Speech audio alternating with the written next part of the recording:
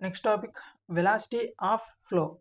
It means velocity of flow in sewers.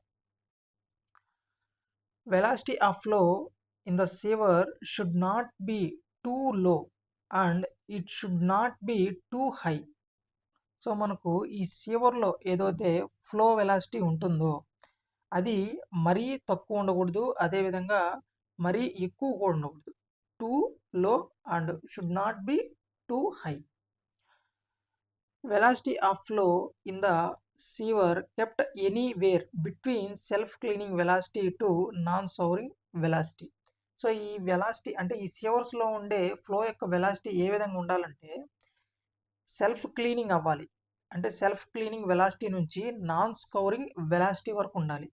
Self cleaning velocity means ఏదైతే మనకు severe పైప్లో ఉండే sand particles కావచ్చు, next అదేవిధంగా ఫ్లోటింగ్ కానీ హెవీ సాలిడ్స్ ఏవైతే బోత్ అంటే ఫ్లోటింగ్ అంటే ఆ సీవేజ్లో ఉండే వాటర్ మీద ఫ్లోట్ అయ్యే ఏదైతే పార్టికల్స్ ఉంటాయో అవి, నెక్స్ట్ అదేవిధంగా హెవీ సాలిడ్స్ అంటే కింద సెటిల్ అయ్యే సాలిడ్స్, ఇవి రెండు కూడా అక్కడ స్టాగ్నేషన్ అవ్వకుండా ఆ సీవర్లో ఈ వెలాసిటీ ఏదైతే మనకు ఫ్లో వెలాసిటీ ఆ వెలాసిటీని బేస్ చేసుకొని ఈ రెండు కూడా బయటికి ఫ్లో అయిపోవాలి.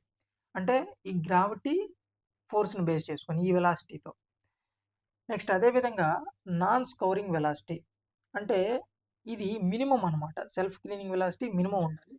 అదేవిధంగా ఈ నాన్ స్కౌరింగ్ వెలాసిటీ కూడా మినిమం.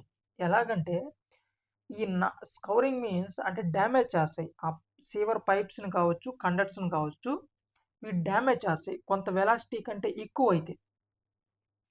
సో ఆ విధంగా ఈ ఎక్కువ వెలాసిటీ అయితే ఆ పైప్స్ డ్యామేజ్ అవుతాయి కదా. సో ఆ డ్యామేజింగ్ అవ్వకుండా ఉండే ఏదైతే వెలాసిటీ ఉంటుందో దాన్నే నాన్ స్కౌరింగ్ వెలాసిటీ అంటారు.